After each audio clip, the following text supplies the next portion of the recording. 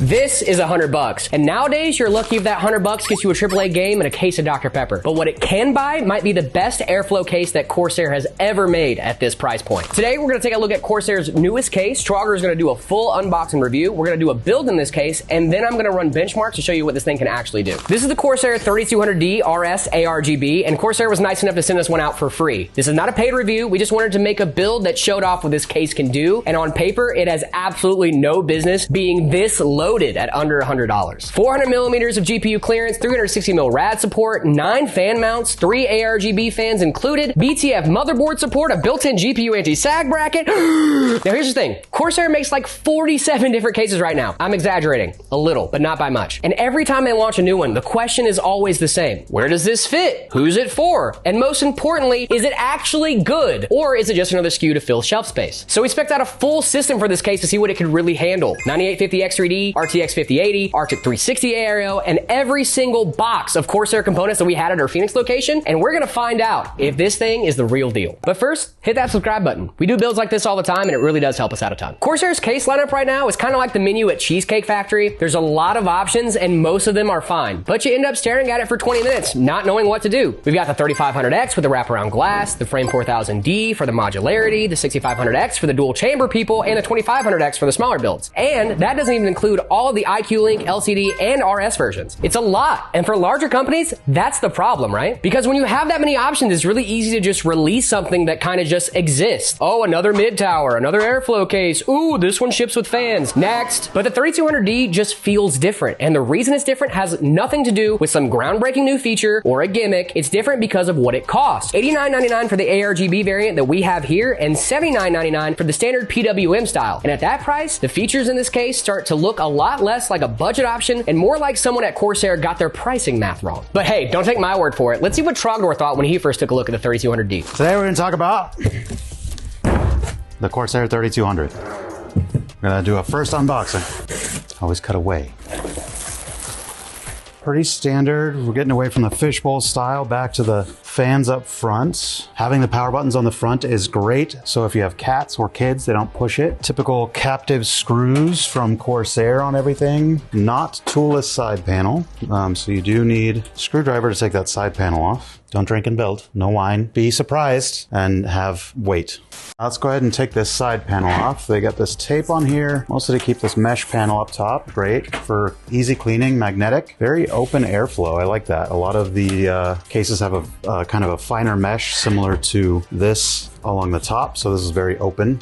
So it looks like that is just for shipping on there, because once you take it out, it will stay insecure, so it'll be toolless for maintenance. We've got a spot for a fan here. Most people don't actually put a fan above their power supply into their GPU, but a lot of cases have mounting for it. I don't think it looks particularly great, but it's there. But they have an interesting thing with this one. There's a little mini ramp right here to put that fan to angle it. So similar to other cases that we've seen recently with the ramp and the scoop for the GPU and getting air to it, they just kind of incorporated that, did a little angle here, and you put a fan there and it would just blow it right into your GPU. Built-in GPU sag mount is great. It's got 3 included fans with this particular model. I think they have it with and without. And then we've got this, which is just hide your cable management. You bring your cables around it. It's just kind of looks a little bit better from the front. Sometimes these can get in the way. It's a little tough to work around them sometimes, but they are great to have. A lot of cases, this will be removable. So if depending on what your case configuration is, you can either put it on there or not. This is not in this case, but for this tier of case and the price point, it's actually a decent inclusion. Let's take a look at the back and see what kind of room we have.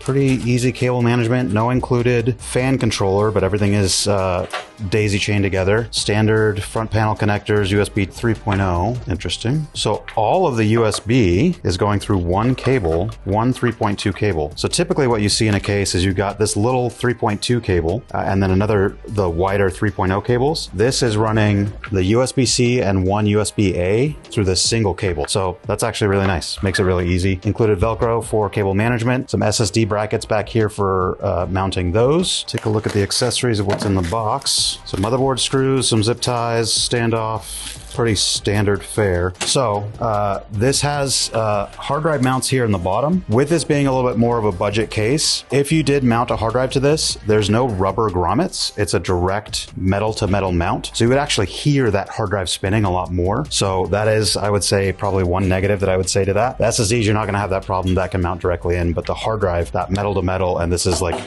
you'll basically hear that vibration amplified. So wouldn't necessarily recommend putting a hard drive in it without some rubber grommets. Okay, so far so good, but what is it like to build inside of the Corsair 3200D? We build custom PCs every single day, and some cases are straight up miserable to build in. And for the most part, this case didn't give us any issues. The standoffs for the motherboard are pre-installed. Corsair's 120mm fans are also pre-installed behind the front panel. You have plenty of room for cable routing, and there's tie-down points basically everywhere you'd want them. And they even have some quality of life improvements for different components. The whole case is BTF compatible for higher end motherboards, and the built-in GPU sag bracket is a nice touch for heavy high-end graphics cards. For this price point, it seems too good to be true. But this case does have one, count them, one small issue that might deter new builders, and that's AIO clearance. Corsair does claim that you can fit a 360mm AIO on the top mount, and they aren't wrong, you definitely can. But you might run into some of the issues that our builder Marcos did. I'd give it about a 8 out of 10. It was pretty easy to build in. A couple things to keep in mind with this are your top radiator. If you're mounting it on the top, you kind of always have to keep the hoses to the back. Just with these fans up here, it is pretty difficult. Unless say you got like a 240mm, you should be fine. Another thing I want to point out is just the pre-installed fans. They have pretty short cables, so either got to use a lot of these guys, or you just have to have fans with long cables. Just a really small gripe there. I think it's a pretty solid case. I would definitely build in something like this with my personal rig. So our first AIO was too thick and butting up against the motherboard, and our second one needed to be mounted backwards to fit those hoses properly. But here's the final result.